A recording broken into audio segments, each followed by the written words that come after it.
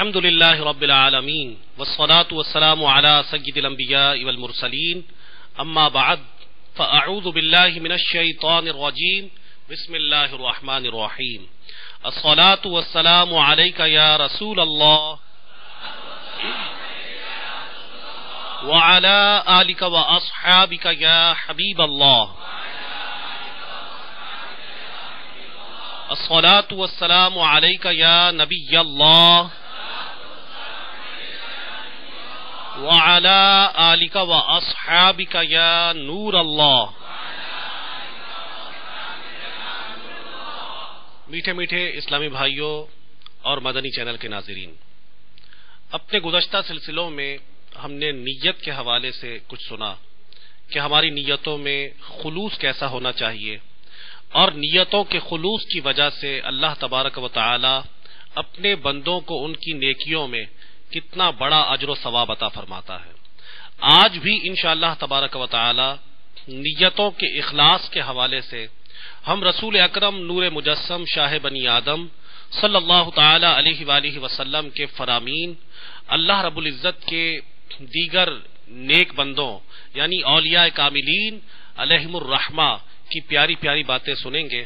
تو آپ تمام اسلامی بھائی اور مدنی چینل کے ناظرین کی خدمت میں گزارش ہے کہ نہایت توجہ کے ساتھ سماعت فرمائیے گا، اور ہو سکے تو جو باتیں بیان ہوں انہیں تحریر میں بھی لے آئیے، کیونکہ جو تحریر میں انسان کلمات کو الفاظ کو لے آتا ہے تو وہ اسے زیادہ دیر تک یاد بھی رہتے ہیں، اور پھر ایسا ہوگا کہ آپ جب اس نشست سے اٹھ جائیں گے اور پھر 1 سال بعد 2 سال بعد یا جب کبھی بھی آپ اس تحریر کو دیکھیں گے تو انشاءاللہ تبارک و تعالی آپ کو وہ سنی ہوئی باتیں دوبارہ یاد ہو جائیں گی۔ صلو علی الحبیب صلی اللہ تعالی علی محمد وعلی آلہ وصحبہ وبارک وسلم۔ امام بخاری رحمۃ اللہ تعالی علیہ نے بخاری شریف میں ایک روایت کو بیان کیا جو حضرت ابو ہریرہ رضی اللہ تعالیٰ عنہ سے مروی ہے۔ یہ حضرت ابو ہریرہ رضی اللہ تعالیٰ عنہ رسول اکرم صلی اللہ علیہ وآلہ وسلم کے وہ صحابی ہیں کہ جن سے سب سے زیادہ احادیث طیبہ مروی ہیں۔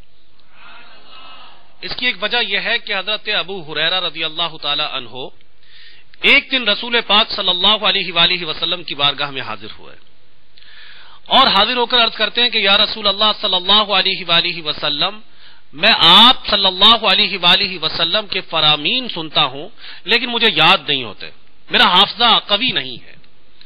تو رسول پاک صاحب لولاک صلی اللہ علیہ وآلہ وسلم نے ارشاد فرمایا کہ ابو ہریرہ اپنی چادر کو پھیلاؤ۔ تو جب چادر پھیلائی گئی تو اللہ رب العزت کے پیارے محبوب صلی اللہ علیہ وآلہ وسلم نے اپنا دستے پر انوار یعنی ایک مٹھی اس چادر میں ڈال دی، اور اس کے بعد فرمایا کہ ابو ہریرہ اسے اپنے جسم سے مل لو۔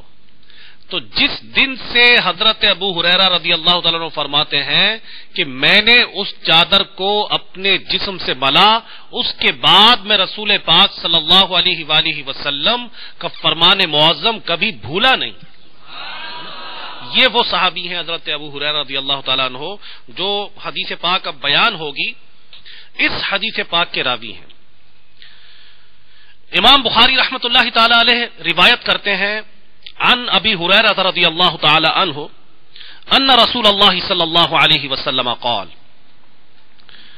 حضرت ابو ہریرہ رضی اللہ تعالی عنہ فرماتے ہیں کہ رسول پاک صلی اللہ علیہ وآلہ وسلم نے ارشاد فرمایا، قال رجل، ایک آدمی نے کہا، اور یہ آدمی حدیث پاک کے مطابق جس کا ذکر ہو رہا ہے یہ آدمی بنی اسرائیل میں سے تھا۔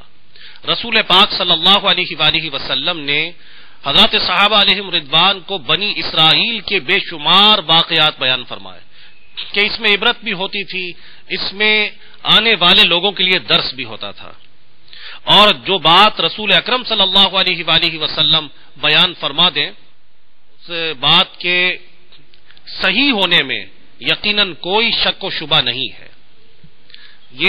اس سے کوئی یہ نہ سمجھے کہ بنی اسرائیل یعنی اسرائیلی روایات جتنی بھی ہمارے پاس آتی ہیں یا جو موجودہ کتابیں ہمیں نظر آتی ہیں ان کتابوں کی ساری باتیں درست ہوں، جیسا کہ حضرت موسیٰ علیہ الصلوۃ والسلام پر جو کتاب نازل ہوئی، حضرت داؤد علیہ الصلوۃ والسلام پر نازل ہوئی، یا حضرت عیسیٰ علیہ الصلوۃ والسلام پر نازل ہوئی، یا دیگر صحائف، اللہ رب العزت نے ان کے بارے میں ارشاد فرمایا کہ ان کے جو علماء تھے وہ ان کتابوں میں تحریف کر دیتے تھے، تغیر و تبدل کا شکار انہوں نے ان کتابوں کو کر دیا۔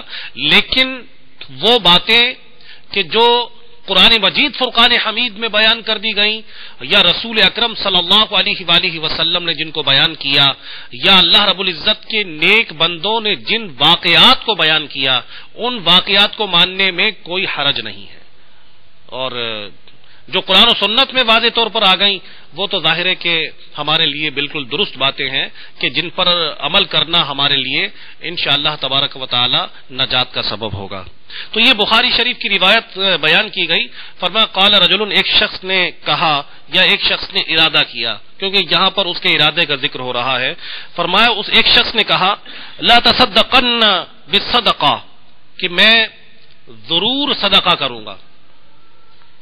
فخرج بصدقته فوضعها في يد سارق، وہ اپنا صدقہ لے کر نکلا، صدقے کی رقم یا جو بھی چیز تھی لے کر نکلا، فوضعها في يد سارق، اور اس رقم کو ایک چور کے ہاتھ میں رکھ دیا۔ رات کا وقت تھا، اس نے سوچا کہ بس میں اللہ رب العزت کی راہ میں صدقہ کروں گا، تو اس نے کیا کیا کہ جو شخص اسے ملا جسے اس نے مستحق سمجھا اس کے ہاتھ میں وہ صدقے کی رقم رکھ دی۔ فاصبحوا يتحدثون، جب صبح ہوئی تو لوگ یہ باتیں کرنے لگے، تصدق على سارق، کہ ایک چور پر صدقہ کیا گیا۔ اب یا تو یہ بات الہامی بات تھی کہ لوگوں میں مشہور ہو گئی، یا اس چور نے لوگوں کو بتا دیا ہوگا کہ کل ایک بندہ مجھے صدقہ دے گیا۔ بہرحال صبح وہ بات اس کی مشہور ہو گئی کہ ایک چور پر صدقہ کر دیا گیا۔ فقال اللہم لک الحمد، جب اسے اس بات کا پتہ چلا تو کہنے لگا کہ اللہ تیرے لیے ہی حمد ہے، اور پھر کہتا ہے لا تصدقن بصدقہ، میں ضرور صدقہ کروں گا، یعنی پھر صدقہ کروں گا۔ اس نے ہمت نہیں ہاری، میں پھر صدقہ کروں گا۔ فخرج بصدقته فوضعها في يد زانیہ، وہ اپنا صدقہ لے کر نکلا اور ایک بدکار عورت کے ہاتھ میں اس صدقے کو رکھ دیا۔ اس کو نہیں پتا تھا کہ یہ کون ہے، اس نے ایک بدکار عورت کے ہاتھ میں وہ صدقہ رکھ دیا۔ فاصبحوا يتحدثون، جب صبح ہوئی تو لوگ آپس میں گفتگو کر رہے تھے، تصدق اللیلۃ علی زانیہ، کہ رات کو ایک بدکار عورت پر صدقہ کر دیا گیا۔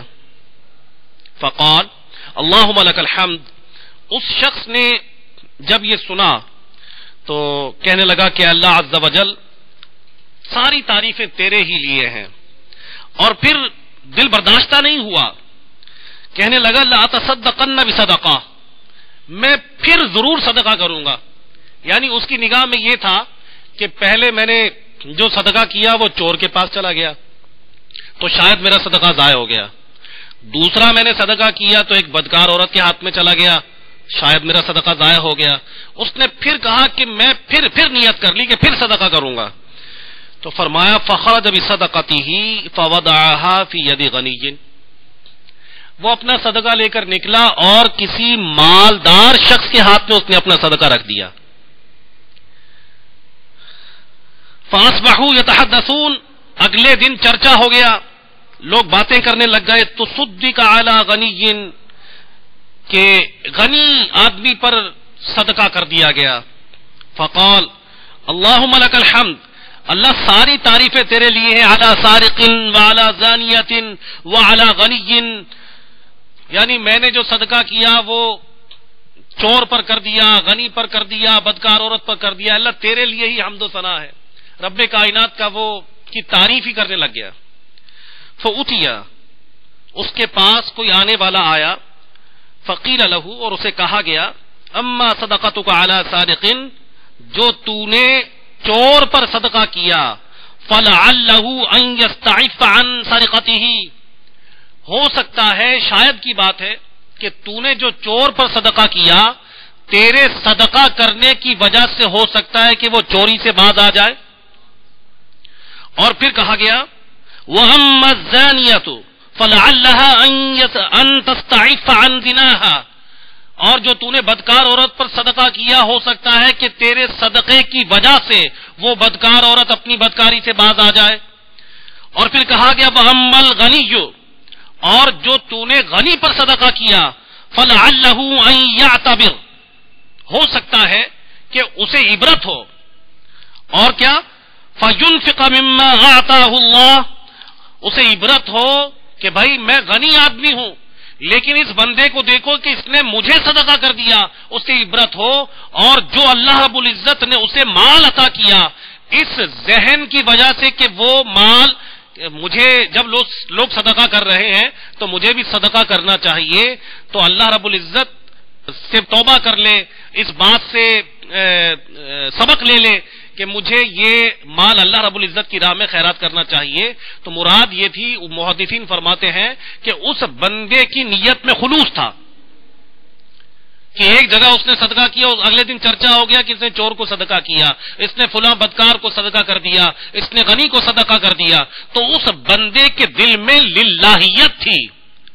تو اسے آنے والے نے آ کر بتایا کہ بھائی بات یہ ہے کہ جو تو نے صدقات کیے تھے وہ اللہ رب العزت نے قبول کر لیے، جو تو نے چور کو صدقہ کیا ہو سکتا ہے وہ چوری سے باز آ جائے، بدکار عورت اپنی بدکاری سے باز آ جائے، اور جو غنی تھا وہ کنجوس تھا، یعنی مالدار جو شخص تھا وہ کنجوس تھا، لیکن تو نے جب اس کے ہاتھ پر صدقہ کی رقم کو رکھ دیا تو ہو سکتا ہے کہ اسے غیرت آ جائے، اسے شرم آ جائے کہ مجھے بھی اللہ رب العزت کی راہ میں اپنے مال کو صدقہ و خیرات کرنا چاہیے.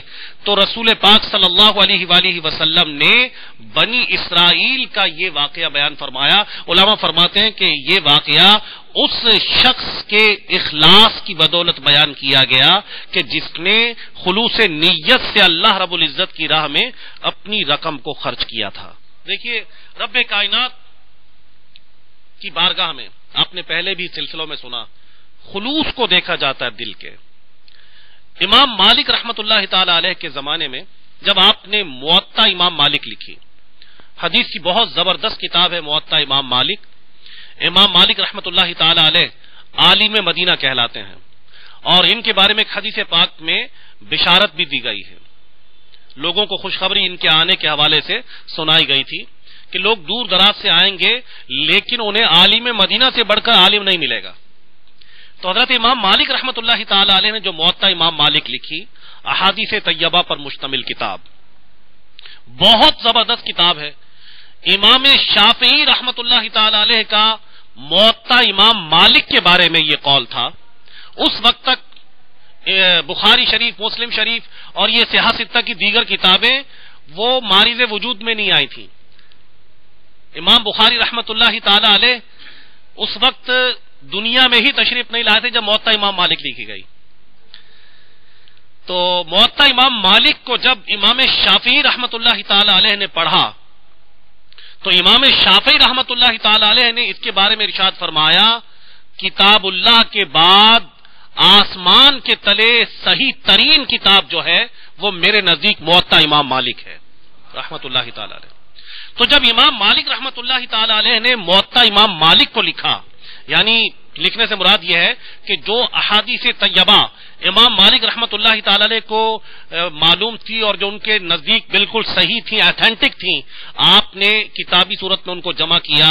تو آپ رحمت اللہ تعالی علیہ کی موطا کو دیکھ کر اس زمانے کے کچھ لوگوں نے بھی اپنی موطاات لکھ دی. انہوں نے کہا جی یہ ہماری موطا ہے، یہ ہماری موطا ہے، کسی نے اپنی موطا لکھ دی. تو امام مالک رحمت اللہ تعالی علیہ کو کسی نے بتایا حضور کئی لوگوں نے موطا لکھی ہے. تو آپ نے ان کی جو موطاات تھیں وہ منگوائیں اور ان کا مطالعہ کیا، اور مطالعہ کرنے کے بعد ان لوگوں کو ایک زبردست مدنی پھول عطا فرمایا. وہ زبردست مدنی پھول کیا تھا؟ ارشاد فرمایا کہ لوگوں سن لو، مقبول عام کتاب وہ ہوگی کہ جو اللہ رب العزت کے لیے لکھی گئی ہوگی. جس کتاب کے لکھنے میں جتنا خلوص ہوگا اس کتاب کا دنیا میں اتنا زیادہ چرچا ہوگا. تو آپ یہ دیکھ لیں کہ ہمیں موطا امام مالک رحمت اللہ تعالی علیہ کے ساتھ موطا امام محمد ملتی ہے. یعنی موطا امام مالک کو دنیا میں بہت شہرت ملی، اور امام اعظم ابو حنیفہ رحمت اللہ تعالی علیہ کی شاگرد امام محمد رحمت اللہ تعالی علیہ نے جو حدیث کی کتاب کی تدوین کی، جسے موطا امام محمد کہتے ہیں، اس وقت یہ دو موطئات دنیا میں مشہور ہیں، ایک موطا امام مالک اور دوسری موطا امام محمد. جو موطا امام محمد ہے اس میں فقہ حنفی کے حوالے سے بھی کافی احادیث اور روایات موجود ہیں کہ امام اعظم ابو حنیفہ رحمت اللہ تعالی علیہ نے جو استدلال کیا وہ کن احادیث طیبہ کی روشنی میں آپ رحمت اللہ تعالی علیہ نے کیا. تو یہ بہت مشہور اور معروف کتاب ہے موطا امام محمد بھی. تو امام مالک رحمت اللہ تعالی علیہ نے بہت زبردست مدنی پھول عطا فرما دیا کہ دنیا میں وہی کتاب مقبول ہوگی کہ جو جتنے زیادہ خلوص نیت کے ساتھ لکھی گئی ہوگی. اس سے پتہ چلا کہ اللہ رب العزت کی بارگاہ میں خلوص قابل قبول ہے. صلو علی الحبیب صلی اللہ تعالی علی محمد وعلی آلہ وصحبہ وبارک وسلم. ایک حدیث پاک جو امام بخاری رحمت اللہ تعالی علیہ نے ہی بخاری شریف میں بیان کی، یہ حدیث پاک مکمل تو میں آپ کے سامنے بیان نہیں کروں گا. اس حدیث پاک کا ایک معنی اور مفہوم، اس سے جو ایکسٹریکٹ کیا گیا، جو اس سے اخذ کیا گیا، جو اس کا تھیم ہے، جو اس کا ایسنس ہے، وہ کیا ہے، آپ کو مختصر عرض کرتا ہوں کہ حدیث پاک میں بخاری شریف کی حدیث ہے، حضرت عبداللہ بن عمر رضی اللہ تعالیٰ عنہما سے روایت ہے، 3 آدمیوں کا اس میں ذکر ہے اس حدیث پاک میں. اپنی نصاب کی کتابوں میں بھی ہم نے اس حدیث کو پڑھا تھا کہ رسول پاک صلی اللہ علیہ وآلہ وسلم نے ارشاد فرمایا کہ تم سے پہلے کسی امت کے 3 آدمی سفر پر روانہ ہوئے. چلتے چلتے رات ہو گئی. ایک حدیث میں ہے کہ انہیں بارش نے آ گھیرا، حدیث کی کئی کتابوں میں یہ ہے. تو بارش نے آ گھیرا. اب وہ بارش سے بچنے کے لیے ایک غار میں داخل ہو گئے. جیسے غار میں داخل ہوئے، اس کے گیٹ کے طور پر اس کے آگے آ کر وہ اس کے منہ کو بند کر گئی. اب جب یہ منہ بند ہو گیا غار کا، انہوں نے کہا کہ اس چٹان سے نجات کی یہی صورت ہے کہ سب کے سب اپنے اعمال صالحہ کے ذریعے اللہ تعالی سے دعا کریں. یعنی جو عمل ہمارے نزدیک ایسا عمل تھا کہ جو خالصتاً اللہ رب العزت کی خوشنودی کے لیے تھا، جس میں کوئی دکھاوا نہیں تھا، جس میں کوئی بناوٹ نہیں تھی، جو ہمارے نزدیک خالصتاً اللہ رب العزت کے لیے عمل کیا گیا، اس عمل کے وسیلے سے آج ہم اللہ رب العزت کی بارگاہ میں دعا کرتے ہیں، ورنہ اس چٹان سے، اس غار سے ہمیں نجات نہیں ملے گی. چنانچہ ان تمام نے اپنی اپنی دعا اور اپنا اپنا عمل اللہ رب العزت کی بارگاہ میں عرض کرنا شروع کیا. ایک نے کہا کہ یا اللہ عز و جل، میرے ماں باپ بہت بوڑھے تھے، میں اپنے اہل و عیال اور غلاموں کو ان سے پہلے دودھ نہیں پلاتا تھا. ایک دن میں سبزے کی تلاش میں کافی دور تک نکل گیا. جب میں واپس آیا اور میں نے دودھ دوہا، اس کے بعد جب میں اپنے والدین کے پاس پہنچا تو دیکھا کہ وہ سو چکے تھے. تو میں نے انہیں ان کی نیند سے بیدار نہیں کیا، بلکہ میں ان کے سرہانے کھڑا رہا یہاں تک کہ صبح ہو گئی. اور میں نے اپنے بیوی بچوں کو دودھ نہیں پلایا کہ پہلے میں اپنے والدین کو پلاتا تھا. اس کا خلوص تھا ایک کہ پہلے والدین کی خدمت ہو. تو جب صبح ہو گئی تو اس نے اپنے والدین کو دودھ پلا دیا. جو شام کے حصے کا دودھ تھا انہوں نے پی لیا. تو اس کے بعد کہنے لگا کہ یا اللہ عز و جل، اگر میں نے یہ کام صرف تیری خوشنودی کے لیے کیا تھا تو یا اللہ عز و جل اس چٹان کو ہم سے دور کر دے. تو چٹان تھوڑی سی ہٹ گئی. اس کے بعد ایک اور آدمی آیا، جو 3 آدمی تھے. ایک نے کہا کہ یا اللہ میرا ایک گناہ کرنے کا ارادہ تھا، اور جب میں اس گناہ پر قادر ہو گیا، وہ گناہ کرنے کے قریب ہو گیا، تو تیرے خوف کی وجہ سے میں اس گناہ سے رک گیا. یا اللہ اگر میرا وہ عمل تیری رضا کے لیے تھا، تیرے خوف کی وجہ سے تھا، تو اس چٹان کو ہم سے دور کر دے. تو چٹان تھوڑی سی اور دور ہو گئی۔ اب تیسرا شخص اللہ رب العزت کی بارگاہ میں عرض کرتا ہے کہ یا اللہ عز و جل، میں نے کچھ مزدوروں کو مزدوری پر رکھا، ان سب کو میں نے مزدوریاں دے دی، ایک مزدور رہ گیا جسے چاول میں نے مزدوری کے طور پر دینے تھے، وہ چلا گیا۔ تو میں نے وہ چاول اپنے کھیت میں بو دیے، وہ چاول اگے اور پھر اس سے بہت زیادہ میرے پاس ذخیرہ اکٹھا ہو گیا، یہاں تک کہ میں نے ایک ریوڑ خرید لیا اور ایک چرواہے کو اس پر مقرر کر لیا اور بہت بڑا ایک ریوڑ ہو گیا۔ تو کچھ سالوں بعد وہ بندہ کہ جس کی مزدوری میں نے دینی تھی، وہ بندہ میرے پاس آیا اور اپنی مزدوری کا تقاضا کرنے لگا۔ تو میں نے اس کو کہا کہ یہ سارا کا سارا ریوڑ تیرا ہے۔ وہ کہتا ہے کہ یار تو میرے ساتھ مذاق نہ کر، میری مزدوری تو بہت تھوڑی تھی، کچھ چاول تھے میری مزدوری میں، تو یہ مذاق کر رہا کہ اتنا بڑا ریوڑ تیرا ہے، تو بھائی مذاق نہ کر۔ تو اس نے کہا نہیں، میں مذاق نہیں کر رہا، جو تیرے حصے کے چاول تھے وہ میں نے بوئے، اللہ رب العزت نے اس میں برکت دی، یہاں تک کہ میں نے بھیڑ بکریاں خرید لی، ان کی نسل چلتی رہی اور یہ بہت بڑا ریوڑ اکٹھا ہو گیا، یہ سب کا سب تیری رقم سے تھا، یہ تیرا مال ہے، یہ میرا مال نہیں۔ تو وہ سارا کا سارا مال میں نے اس مزدور کو دے دیا، یہاں تک کہ وہ خوشی خوشی وہ مال لے کر چلا گیا۔ اے اللہ، اگر میرا یہ عمل تیری بارگاہ میں مقبول ہے تو یہ چٹان ہم سے دور کر دے۔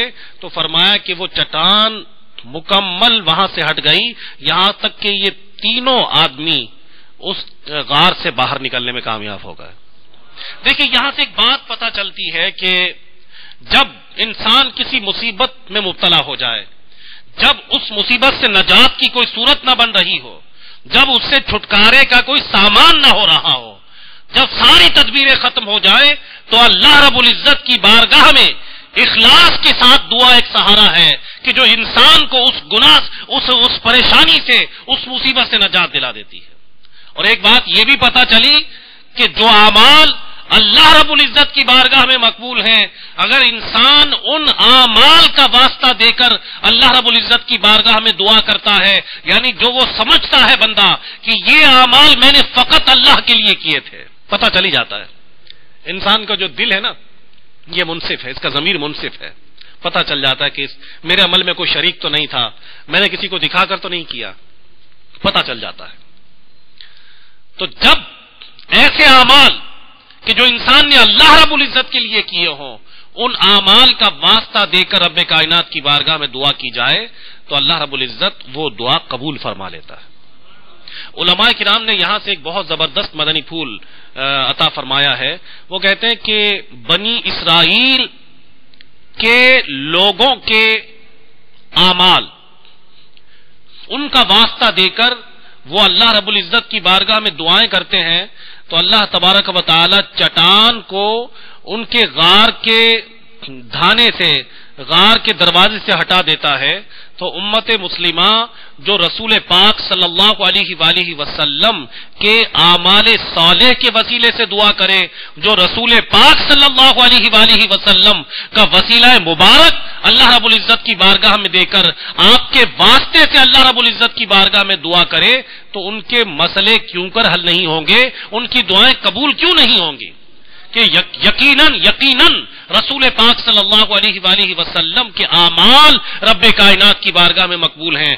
جب بندہ اپنے عمل کے وسیلے سے اللہ رب العزت کی بارگاہ میں دعا کر سکتا ہے تو وہ رسول پاک صلی اللہ علیہ وآلہ وسلم کے وسیلے سے اللہ رب العزت کی بارگاہ میں دعا کیوں نہیں کر سکتا؟ تو خلوص ہونا چاہیے۔ ہمارے جس عمل میں اخلاص ہوگا وہی عمل اللہ رب العزت کی بارگاہ میں قبول ہوگا، اور اسی عمل کا واسطہ، اسی عمل کا وسیلہ رب کائنات کی بارگاہ میں قبول ہوگا۔ صلو علی الحبیب صلی اللہ تعالی علی محمد وعلی آلہ وصحبہ وبارک وسلم۔ ایک اور حدیث پاک، حضرت ابو کبشہ الانماری رضی اللہ تعالیٰ عنہ اس حدیث کے راوی ہیں۔ وہ فرماتے ہیں کہ رسول پاک صلی اللہ علیہ وسلم نے ارشاد فرمایا انما الدنیا لاربعۃ نفر، کہ دنیا میں 4 قسم کے لوگ ہیں۔ ایک ارشاد فرمایا عبد رزقہ اللہ مالا وعلما فهو يتقي ربه بفيه ويصل به رحمه ويعلم لله فيه حقا، کہ ایک بندہ کہ جسے اللہ تبارک و تعالی نے مال اور علم عطا کیا، وہ اپنے علم کی وجہ سے اپنے مال کے بارے میں اللہ تعالی سے ڈرتا ہے کہ اس کی مرضی کے خلاف خرچ نہیں کرتا بلکہ صلہ رحمی میں خرچ کرتا ہے، اور یہ جانتا ہے کہ اس مال میں اللہ رب العزت کا حق ہے. فرمایا فہذا بافضل المنازل، کہ یہ بندہ بہترین منزل میں ہوگا، کہ جو علم بھی رکھتا ہے، مال بھی رکھتا ہے اور اللہ رب العزت کی راہ میں اپنے مال کو خرچ کرتا ہے، یہ بندہ بہترین درجوں میں ہوگا. اور ایک ایسا بندہ ہے کہ جسے اللہ رب العزت نے علم عطا کیا اور اسے مال عطا نہیں کیا، فہو صادق النیہ، لیکن وہ بندہ اپنی نیت میں سچا ہے. ایک کو علم بھی ملا اور مال بھی ملا، تو وہ اپنے علم کی بدولت اپنے مال کو اللہ رب العزت کی خوشنودی والے کاموں میں خرچ کرتا ہے، اور ایک بندے کو علم تو ملا لیکن مال نہیں ہے، لیکن فرمایا فہو صادق النیہ، وہ نیک نیت آدمی ہے. تو فرمایا کہ جو اس کی نیت تھی، یعنی وہ صادق النیت ہونے کی وجہ سے اس بندے جیسا ثواب وہ بندہ حاصل کر لے گا. کہ اس کے پاس مال نہیں تھا لیکن اس کی نیت تھی. جیسے آج الحمدللہ ہم میں سے بھی بے شمار لوگ یہ کہتے ہیں، اللہ کرے کہ ہمیں خلوص بھی نصیب ہو، کہ فلاں فلاں بندے کے بارے میں ہم نے سنا کہ وہ بڑا صدقہ و خیرات کرتا ہے، تو ہم بھی کہیں کہ یا اللہ عز و جل کاش میرے پاس بھی مال ہوتا، میں بھی تیری راہ میں خرچ کرتا. تو یہ ایک اچھی نیت ہے کہ انسان یہ تمنا کرے کہ کاش میرے پاس بھی مال ہو اور میں راہ خدا عز و جل میں خرچ کروں. اس کے پاس مال آئے یا نہ آئے، یہ بندہ وہ مال خرچ کرے نہ کرے، اللہ رب العزت اس سے وہ خرچ کرنے کا ثواب عطا فرما دے گا. تو ارشاد فرمایا کہ ان کا اجر برابر ہے. فرمایا وعبد رزقہ اللہ مالا ولم يرزقه علما فهو يخبط في ماله بغير علم لا يتقي فيه ربه ولا يصل فيه رحمه ولا يعلم لله فيه حقا فهذا بأخبث المنازل. فرمایا کہ ایک بندہ ایسا ہے کہ جسے اللہ رب العزت نے مال تو عطا کیا لیکن علم عطا نہیں کیا گیا اسے. اب وہ اپنا مال غلط کاموں میں خرچ کرتا ہے، نہ صلہ رحمی میں خرچ کرتا ہے، اور نہ ہی وہ یہ سمجھتا ہے کہ اس مال پر اللہ رب العزت کا حق ہے، وہ اس مال کو غلط کاموں میں استعمال کرتا ہے. تو فرمایا کہ یہ بدترین درجے میں ہوگا شخص کہ جس کو مال ملا لیکن وہ اللہ رب العزت کی راہ میں خرچ نہیں کرتا اور برے کاموں میں اپنے مال کو خرچ کرتا ہے. یہ بدترین منزل میں شخص ہوگا. اب چوتھا شخص کون ہے؟ فرمایا وعبد لم يرزقه الله مالا ولا علما فهو يقول لو ان لي مالا لعملت فيه بعمل فلان فهو بنيته فوزرهما سواء. فرمایا کہ ایک بندہ ایسا ہے کہ اسے اللہ رب العزت نے نہ مال عطا کیا اور نہ ہی اس بندے کو علم عطا کیا. یہ چوتھا آدمی ہے، نہ اس کو مال ملا نہ علم ملا. تو یہ کہتا ہے کہ کاش مجھے مال ملتا تو میں اس مالدار کی طرح کہ جو تیسرے نمبر پر آدمی ہے کہ جسے علم نہیں تھا، جو اللہ رب العزت کی راہ میں اپنے مال کو خرچ نہیں کرتا، یہ بندہ کہتا ہے کہ اگر کاش مجھے بھی مال ملتا تو میں بھی اس بندے کی طرح عیاشیاں کرتا، اللہ رب العزت کی نافرمانی کرتا. تو فرمایا کہ یہ دونوں بندے اپنے گناہ میں برابر ہیں. دیکھیے بری نیت کی وجہ سے اس بندے کو اس نے کوئی تعیشات میں اپنے وقت کو گزارا ہی نہیں. یعنی اگر ہمیں پتہ چل جائے کہ فلاں بندہ اللہ تعالیٰ کی بڑی نافرمانیاں کرتا ہے اور اپنے پیسے کو خوب عیش کوشیوں میں، شراب نوشیوں میں اور اللہ رب العزت کی نافرمانیوں میں خرچ کرتا ہے، اس کی بات کو سن کر اگر ہم یہ کہیں کہ کاش ہمیں بھی ملتا، ہم بھی ایسے تعیشات کرتے، تو اگر کریں یا نہ کریں وہ ایک الگ میٹر ہے. صرف نیت کی وجہ سے ہمیں اس جیسا گناہ ملے گا، صرف بری نیت کی وجہ سے. تو جیسا کہ ہم نے اپنے پچھلے سلسلے میں بیان کیا کہ انسان کو اس کی نیتوں کا ثواب مل جاتا ہے. علماء ایک واقعہ بیان کرتے ہیں اپنی کتابوں میں کہ بنی اسرائیل میں ایک مرتبہ قحط پڑ گیا. ایک شخص کا گزر ریت کے ایک ٹیلے کے قریب سے ہوا. تو جب ٹیلے کو اس نے دیکھا تو کہا کہ کاش یہ اناج ہوتا تو میں راہ خدا میں ان قحط زدہ لوگوں پر یہ سارا کا سارا خرچ کر دیتا. تو اللہ رب العزت نے وقت کے نبی علیہ الصلوۃ والسلام پر وحی فرمائی، اس بندے سے کہہ دو کہ میں نے تجھے اپنی راہ میں یہ سارا کا سارا ٹیلے کے برابر اناج خیرات کرنے کا ثواب دے دیا ہے. اس نے بس سوچا تھا کہ کاش یہ جو سارا ٹیلا ہے یہ اناج ہوتا، غلہ ہوتا، اور یہ میں اس کا مالک ہوتا تو میں تمام کا تمام یہ راہ خدا میں خرچ کر دیتا۔ تو اللہ رب العزت نے وقت کے نبی علیہ الصلوۃ والسلام پر وحی فرما دی کہ میں نے اس بندے کو اپنی راہ میں اس ٹیلے کے برابر اناج خیرات کرنے کا ثواب دے دیا ہے۔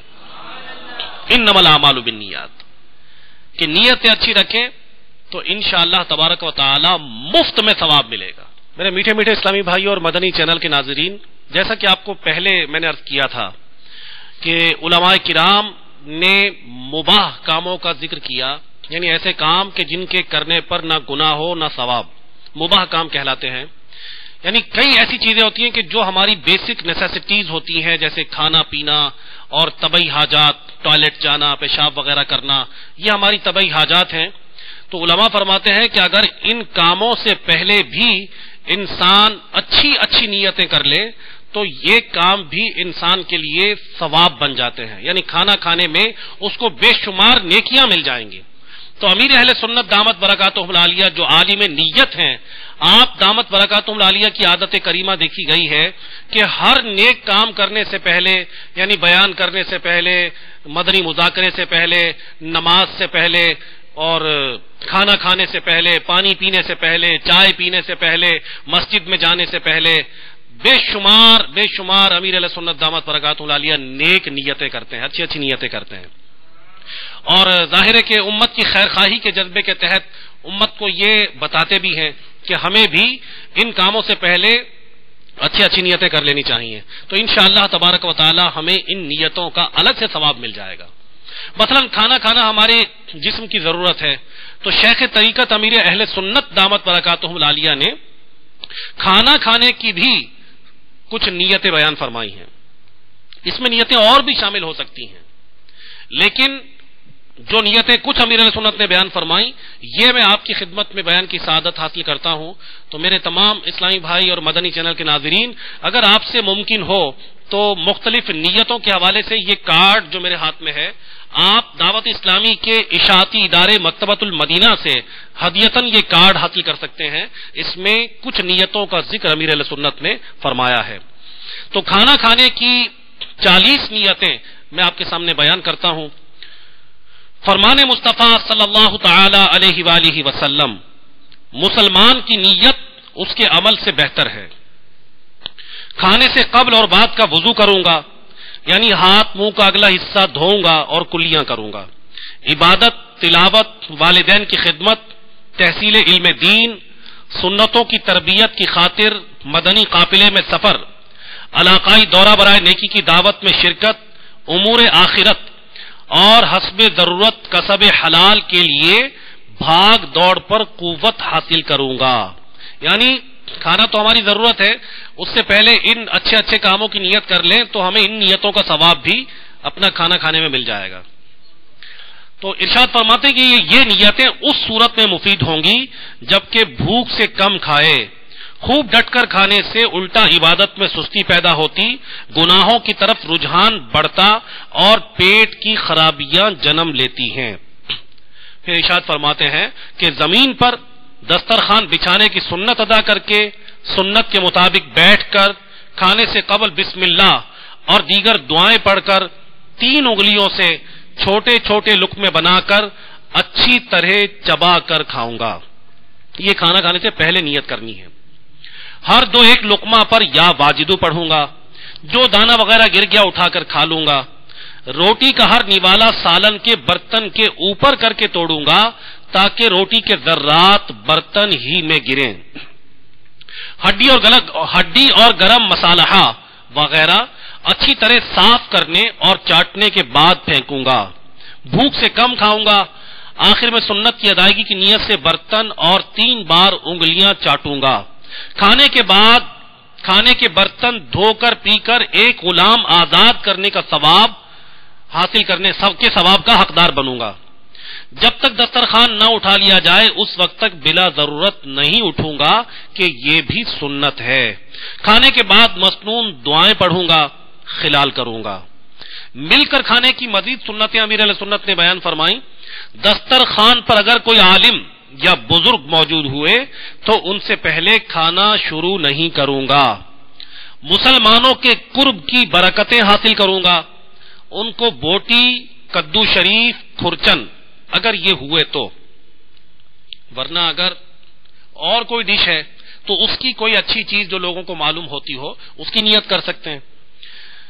ان کو بوٹی، کدو شریف، کھرچن اور پانی وغیرہ کی پیشکش کر کے ان کا دل خوش کروں گا، ان کے سامنے مسکرا کر صدقہ کا ثواب کماؤں گا، کھانے کی نیتیں اور سنتیں بتاؤں گا، موقع ملا تو کھانے سے قبل اور بعد کی دعائیں پڑھاؤں گا، غذا کا عمدہ حصہ مثلا بوٹی وغیرہ حرص سے بچتے ہوئے دوسروں کی خاطر ایثار کروں گا، ان کو خلال کا تحفہ پیش کروں گا، کھانے کے ہر ایک 2 لقمہ پر ہو سکا تو اس نیت کے ساتھ بلند آواز سے یا واجدو کہوں گا کہ دوسروں کو بھی یاد آ جائے۔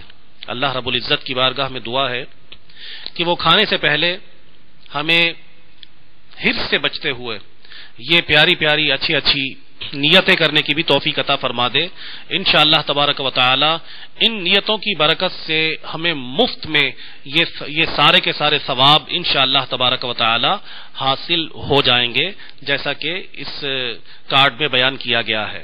اللہ رب العزت کی بارگاہ میں دعا ہے کہ وہ ہمیں ہر نیک عمل سے پہلے صرف اپنی خاطر نیک نیت کرنے کی توفیق عطا فرمائے، اور کاش جیسا کہ ہمارے امیر علیہ السلام دعا کرتے ہیں ہم بھی اس کی مصداق ہوں اور ہم بھی یہی کہیں کہ میرا ہر عمل بس تیرے واسطے ہو، کر اخلاص ایسا عطا یا الہی، آمین بجاہ النبی الامین صلی اللہ تعالی علیہ وآلہ وسلم۔